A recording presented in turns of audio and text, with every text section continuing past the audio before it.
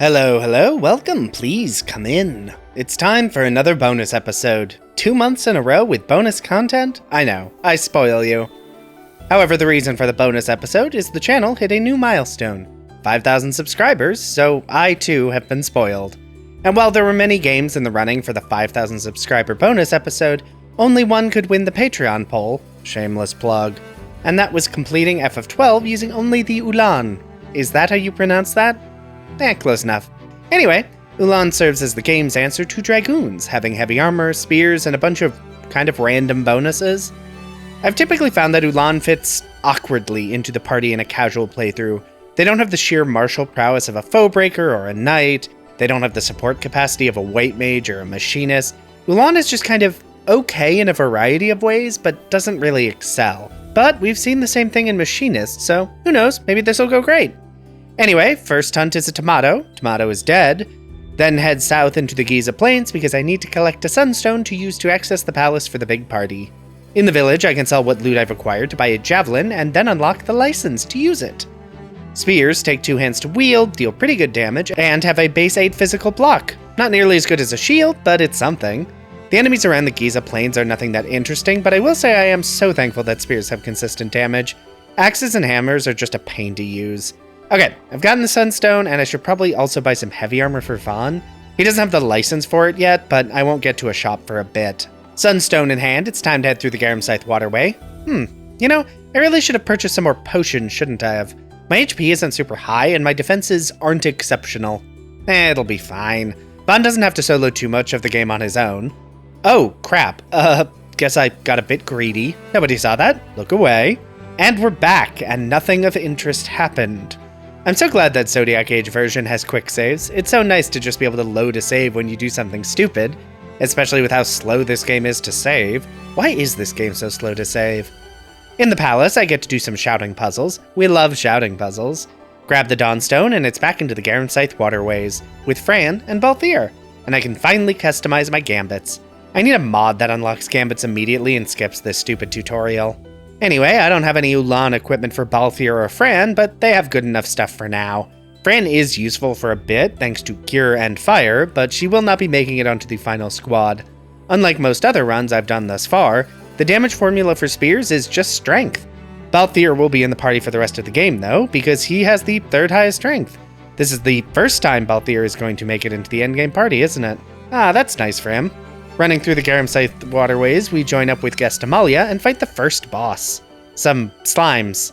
This fight is very easy as ever. It doesn't really matter what license board you choose when Fran starts with the fire license by default. And fire is very much strong enough to take out the slimes very, very quickly, even without any magic lures or magic equipment. Rush through the rest of the waterways and it's time for another boss, Firemane. My damage against this boss is pretty good, but it can inflict poison on the party. And while Fran does have Cure, that by itself is not really enough to keep the party healed. Oh, I might as well use an Ether, huh? Won't need this later, and that little bumped MP gets me to victory. Another boss down. In prison in Nalbina, it's time for a cage fight. The battle isn't difficult, and I can just punch the Seek to death, then pick up my equipment and it's into Nalbina proper. There are a decent number of enemies, but no treasures worth caring about, so it's through the door and into the Barheim Passage. This area is notable because it means I finally have another shop. Here, I can buy the entire party javelins and better heavy armor. So, this is where the run really gets going. Let's finally see if Ulan is as fine as has often been reported. It's out into the Barheim Passage, and that damage seems kind of disappointing, right? I mean, it's not bad, but I feel like that's not much better than Machinist. And it's definitely not as good as Foebreaker was. Well, it's early. Let's see if maybe later spears are more impressive. Yeah, I feel like these mimics should be dying faster than this. 50 damage doesn't sound impressive at all. Okay, can't dwell on that. Time to push through the Barheim Passage. Halfway through, guest Bosch gets a proper weapon, which does do a lot to help with damage. Next boss time, Mimic Queen. The Queen loves to summon tiny batteries to leech energy. They aren't too difficult to destroy, but I do need to pay attention to them as I go through the fight. Other than that, Mimic Queen deals pretty low damage. Other than its special attack, which still isn't strong enough to make a huge difference. Then it's time to do the long run back to Rabanastre, there to recruit Bosch and rejoin up with Balthier and Fran. And because spears only care about strength, Bosch is also going to be in the final party. That means the final party will just be the beefiest boys of Bosch, Vaughn, and Balthier. Flying to Bujerba means guest Lamont has joined the party. In the weapon shop, I can buy my next spear upgrade, the, spear. Not a great name, that. And it's into the Lusu Mines. Good news is that Lamont has healing magic, which is very nice, because the rest of the party does not. Okay, new spear is doing over 100 damage a hit. That is way better. Maybe the poor damage in Barheim was just because of the weirdness of weapon access in this game. Into the depths of the Lusu Mines, where the Bangar are waiting to ambush the party, which means it's time to just run away, and back to Bajerba I go. Here to complete another shouting puzzle to get the Marquis's attention. That done, there are new weapons and armor available, but I don't actually have any money to buy them. So I'm just gonna hop into the Leviathan. Ulan are pretty durable at this stage in the game, thanks to heavy armor and the 8 physical block. It should be fine. Through the Leviathan, there are a bunch of chests here, but most of them don't really have anything too useful. You know, that Reflect Gamote should be useful. The real issue is, I haven't actually stocked up on healing items, and I have no magical healing at this point. The next shop access is locked behind the next boss, Roomful of Dudes. Good news is the minions are really weak. Bad news is the 2 leaders are not. And not having good healing means spending a lot of potions and Phoenix Downs reviving party members. I do win, but that was a lot more resource intensive than I really wanted it to be. And now that I've rescued Ash, I can access another shop. And a smarter person would have bought a bunch of potions. Instead, I stocked up on the next spear weapon. More damage is always good. Besides, I can boost the effect of potions through potion lures. Oh god, that is not great. I'm getting destroyed here. I should definitely pick up Infuse. It could be useful for the static healing. There are a lot of enemies between me and the exit, but thankfully, Cowardice is a viable strategy and I can just flee as fast as possible. Into the next boss fight. I start by using an Aroga mote to kill the minions. Poor magic stats all around means motes won't actually be useful much longer than this. Then use one of those Reflect Gamotes on my party. I don't have any support magic, and Reflect means Geese will decimate himself in the second half of the fight when he starts casting Arrow. Alright, that was easy. With Geese down, it's time for the Sand Seas, everyone's favorite part of the game. Just a whole lot of desert between me and my destination. Vossler does rejoin the party, and having a guest is always useful in solo class runs. Less so with Vossler though, since he doesn't actually fill in any gaps in my party's abilities. And there really isn't much to talk about here. The only treasure worth going out of my way for is the Golden Amulet. I am actually running into a bit of an issue in that I really don't have any healing options. Normally I'd still have at least one character able to use Cure, but as I'm pretty low on potions, it's probably fine. And it's into the next boss fight, Garuda. And this lets me highlight another big advantage that spears have. They can hit flying enemies in the Zodiac Age version of the game. Not super impactful for most of the game, but here it will be useful, because I need all the damage I can get against this boss. Garuda is not very durable, but boy can it absolutely devastate my party. Oh, holy crap, that is a lot of damage. Doesn't help that I'm a little undergeared for this fight, and am completely limited to healing items, which are slow. Good news is that Garuda flees at lower HP totals and starts to very slowly regen its HP, which is not fast enough. Good job, that was closer than I'd expected, but still fine. I am going to do just a bit more grinding to get some gil. I really need to buy some better equipment before I try and fight the next boss. The Demon Wall's damage isn't that high, but the fight being on a timer means I need to be able to dish out some big hits. There we go. Now everyone has heavy lances. Still outdated armor, but that's fine. Into Wraithwall's tomb, and it's time for that boss fight. Okay, my damage is pretty good, but that blind status isn't great. Oh, of course you X-zone my best damage dealer, jerk. Oh well, other than that, the fight goes off without any difficulty. This fight is just a DPS check, and Ulan can absolutely manage it. And the tomb itself is just running around, beating up random enemies, trying not to waste too many potions, because good lord, I need to use a lot of potions. So glad Ulan got 2 potion lures. Once I get a Pheasant Netsuke, I should mostly be good on the healing front. Okay, next boss time. Let's see how Belias stands up to being stabbed with a spear a bunch of times. The answer is surprisingly well. The damage isn't bad, but it's also not great, especially when he gets to low HP and uses Phyraja, big damage and oil. But I have a Dispel mode to dispel his buffs, and can finish off Belias by just stabbing him repeatedly. Okay, that wasn't too bad, but I wish Belias unlocked any interesting licenses for Ulan. But Belias never does. Time to bail on this place, which leads me right into the waiting arms of the Empire. And that means another boss fight. Against Vossler turned traitor. Same as with Judge Geese, I start the fight by throwing out some motes to finish off the ads, then throw out a Dispel mote to lock Vossler into recasting Reflect. Vossler? Recast Reflect? You're supposed to recast Reflect. Okay, that strategy isn't working. Time to throw out some strong motes and very briefly switch into the B team to toss out a Phoenix Down. It's close, but this is just enough time for Bosch to get in the last hit to finish the fight. Okay, that was tighter than I expected it to be. Stupid Bossler. But that means I can head south into the Giza Plains wet, knock down some trees, and farm some very farmable chests for some very sellable katanas. Money please! And then continue on to Osmone and into Jahara. Here I can join back up with Larsa and grab a Pheasant Netsuke to upgrade my healing. Love that. Okay, it is errand time. First is over to Rabanastre to chat with Montblanc and get a bunch of rewards for various boss kills. Then a lovely airship ride over to Nalvana.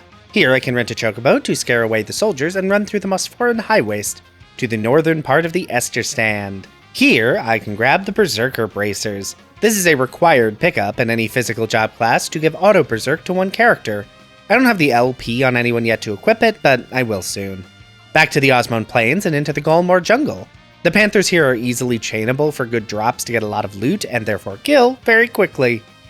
Loot acquired and it's into the Urut village. Here I get my next quest, Rescue Fran's sister, and it's time to sell that precious loot.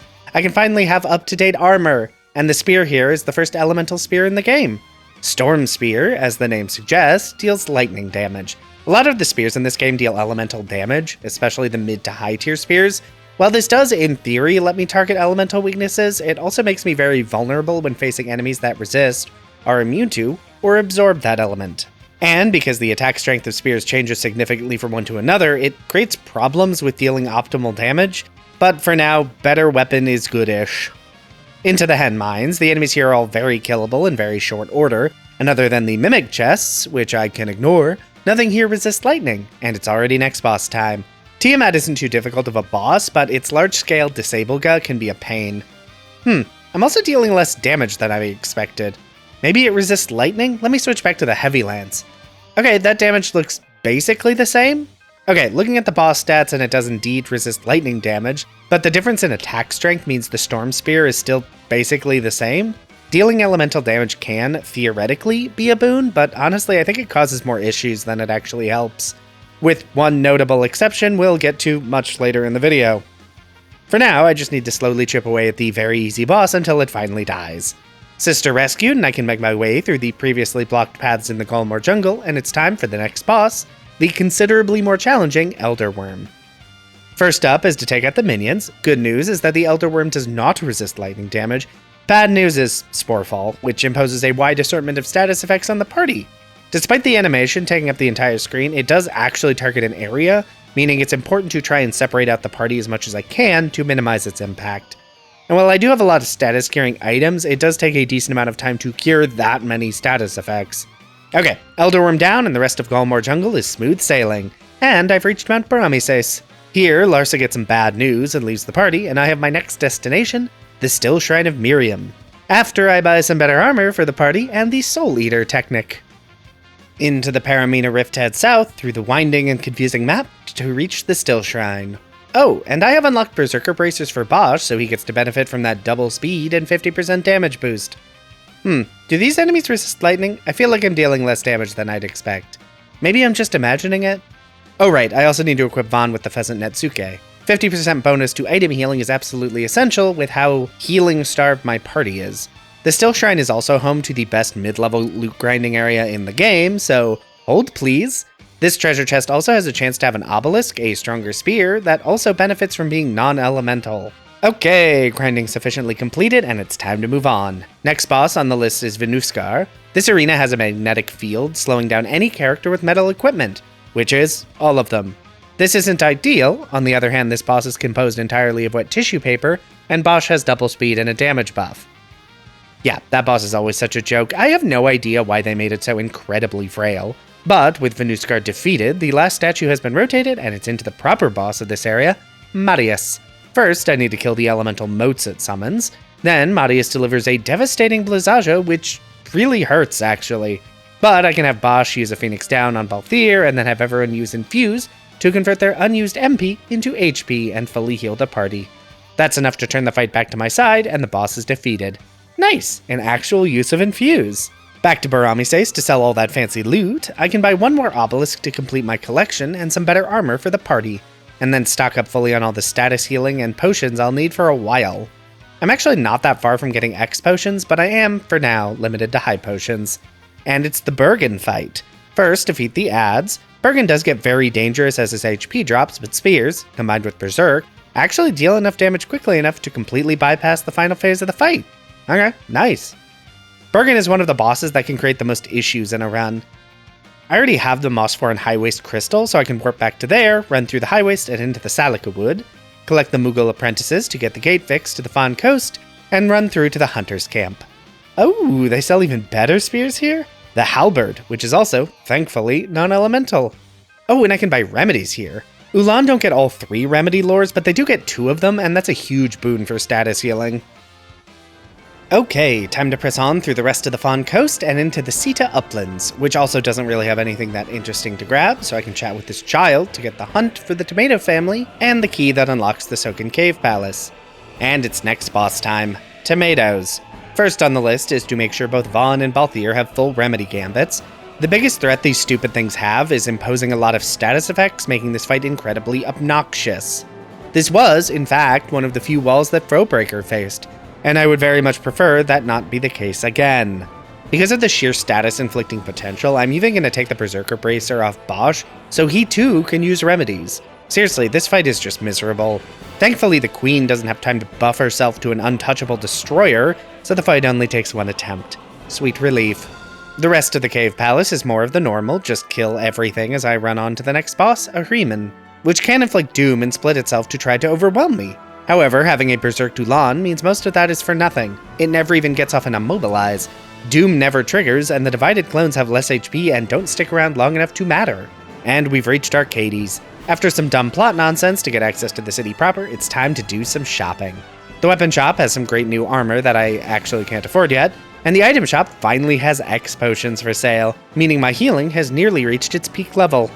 Some quick off-screen money grinding, and I can now afford the new armor sets for the entire party and associated licenses, and a nearly full inventory of X potions. Healing is, as always, the biggest concern, so I'm feeling pretty good having that maxed out. And that means it's time to head over to Draclor Laboratory. It is easy to get overwhelmed here by the many Imperial soldiers, but thankfully spears seem to be keeping pace nicely. Not that that's super surprising, I'm mostly concerned about spears because halberds are the last non-elemental spears. I'm expecting some issues with being more limited to elemental attacks. Anyway, Draclor Laboratory thoroughly stabbed through, and it's time for the boss Sid. I need to remove the Berserker Bracer from Bosch again, as Sid has little drones that need to be killed before damaging Sid is even possible. This process is pretty quick. And once the drones go down, I can re-Berserk Bosch and just stab very quickly to bring down the boss. Nice, that was fairly easy. Completing that story mission means reaching Balfenheim, another big city, with another complement of shops that I don't have the money to buy anything in. Hooray! And I could go back to the Still Shrine to grind for loot there, but the best grinding spot in the game is pretty close, so I may as well press on to reach it. That means heading back into the Golmore jungle and then running into the Feywood. And facing down the next boss, Rafflesia, which is not particularly difficult. The real struggle here is that the area effect drains MP, but when you are a class that doesn't use MP even a little bit, it no longer matters at all. And the boss is not really durable enough to stand up to Ulan's damage output, so it's time to dive deeper into the Feywood on the path to Giruvegan. The behemoths here are a bit scary because they do have a lot of damage output and are pretty durable, but they aren't too bad, and the rest of the enemies here are very easily killed with spear attacks. Giruvegan reached, which means I now have fast travel to and from this area, so it's time to run back and kill these Mirror Knights. They drop a lot of stuff, and all of it is incredibly valuable to sell. I need money to upgrade my equipment, and will always need money to finance my many healing items, so hold please while I drastically reduce the Mirror Knight population. All the money in the world acquired, and it's back to Balfenheim. Here I can sell all that sweet loot and buy new stuff. New spears, which are ice elemental, so I'll need to hang on to halberds for the rest of the game, new armor for everyone, and of course, buy all the healing items I could possibly use. You know what, next thing I want to deal with is the lack of LP. I still have a lot of licenses I want to get, and doing it more organically is kind of annoying. Instead, I'm going to do some hunts to reach the Encalados hunt. Completing this, which is very easy, gets me a golden amulet, which combined with one found in the Ogriense Sansi and the one in the Feywood, means I now have all 3. And equipping those to double LP growth and hopping into the trial mode means I can get just so much LP without having to worry about overleveling my characters. Yes, give me that sweet LP to unlock all the grid spaces I want. Hunt's done and LP gathered, and it's time to fight my way through Giruvegan. And first on the boss gauntlet list is Daedalus. This boss is a bit notorious for going from comically easy to absolutely wrecking you in the final small portion of the fight, and that did happen a bit in this attempt, but honestly not that much. Heavy armor is pretty good at mitigating damage, and boosted X potions can fully heal a party member, and Phoenix lures are absolutely amazing. A couple party members do still go down, but that's fine. I'm never really close to a party wipe. I have tridents for the next section, which is actually pretty nice. That ice element really shreds through the behemoths, which are the most dangerous enemies in this area, and the most durable. So I can carve my way through the early sections, and that means it's time for the next boss fight, Tyrant. And this boss is humorously weak to ice, so I'm really getting a lot of mileage out of the tridents here, which is nice. And while the field effect stops technics, I'm not actually using any, so who cares? And this boss cannot even slightly stop me from ice stabbing it to death. Alright, into the Great Crystal. Surprisingly, while there are some nice items I can grab in here right now, I can't actually use any of them as Ulan. It's all non-spear weapons and non-heavy armor. I don't think I ever realized that. Not that it super matters, nothing is really a threat at this point, at least in theory. And it's next boss time, Shemhazai. So, first problem is I need to switch my equipped weapon on everyone because Shemhazai absorbs ice damage. The drop in potential damage isn't a huge deal though, and Shemhazai isn't that durable. Shemhazai's two best attacks, Shock and Flare, are also single target attacks, which makes X potions more than sufficient to keep everyone at max HP. Treaty Blade in hand, and we're back to Balfenheim. Here, Redis joins the party as a very useful guest, and the next story destination is decided. But first, I can head over to the weapon shop and purchase some Holy Lances for the party. A bit stronger than Tridents, and they deal holy damage. Again, elemental damage on a weapon is both a boon and a bane, but it's good enough. Then, time to take an airship ride to fully stock up on teleport stones for fast travel, and dispel motes for dispelling. Then another airship flight to pick up a good number of serums. They just became available to purchase, and being able to cure disease is always nice to have. The next destination is the Pharos, but before that, I have an errand to run. And this starts in the Salika Wood, where King Bomb needs to die. I really should grab a meteor to inflict disease. It's fine, this took less time to just kill it. This gets me access to the Navarius Deadlands, and through those into the Necrohall of Nabudis. I normally come here earlier to grab the Hermes sandals, but I was kind of on a roll and I just forgot. Waiting does have the advantage of not getting absolutely wrecked by every enemy here.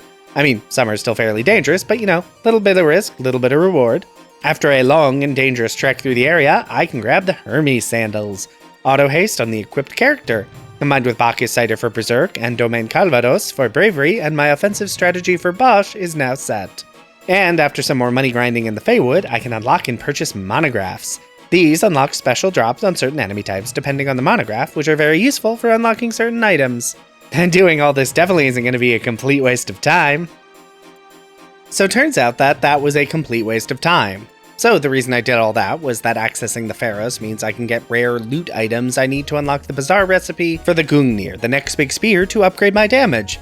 This is a complete waste of time to do this for several reasons, which I will get to, but first I need to fight the next boss, Hydro, who is a big ol' zombie dragon weak to holy damage. As you might expect, it does not last very long against Bosch being Berserk, Tasted, Bravaried, and double damage. Very convenient to have Holy Lances for this entire area.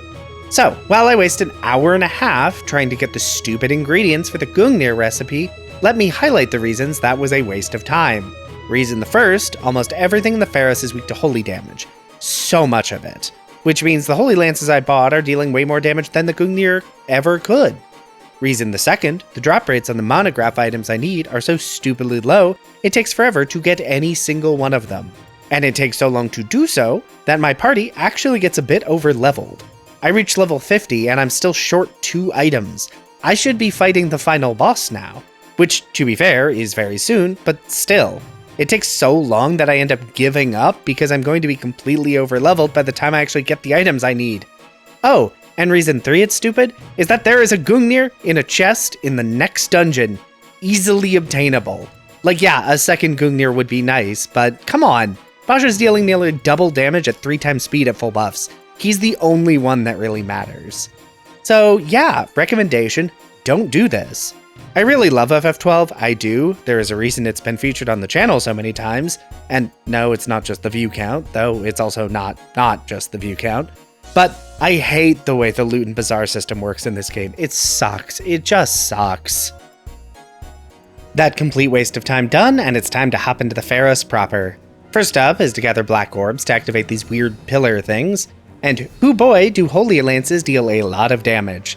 Elemental weapons may often not be great, but when they work, they work. Speaking of them not working, it's pandemonium time, and this boss is immune to both holy and ice damage, meaning neither of my good spears will work at all. That's fine, that's why I kept the halberds from earlier, and while the boss can make itself invincible for a bit, that really just means hanging out until the paling drops and I can finish the job. What's up next? A slow ascent up the tower, slowly acquiring more and more kills with my very fun holy lances. Seriously, who knew that holy damage was so good in this dungeon? And there it is, the Gungnir that you can get for free if you remember it's there before you waste an hour and a half on it. It is fire elemental, so I'll stick with holy lances for getting through this area and switch to it once the elements are less weighted. And that is now, actually, because the next boss is Slight, who is weak to fire damage. And holy butts, that is a lot of damage. The boss is not normally very durable, but becomes dangerous at low HP because its combos can devastate the entire party. Not in this fight, though. Turns out boosted fire elemental attacks do not care about this boss's nonsense. In the next area, I must give something up to proceed. I give up magic, because I don't have any, so I can just ignore it completely. Then there's more climbing in an area where everything is weak to holy. Ooh, dragon armor. I think I'll give that to Vaughn to up his durability. He is my primary healer. Next boss time, Fenrir, who is kind of a letdown as far as bosses go. I do have to switch to halberds because of elemental immunities, but this boss is still very easy. A lot of his strength comes from the many buffs that he can give himself, but I have 99 dispel notes, so I do not even care. Okay, another long elevator ride, and it's next boss time. The Esper, Ashmal.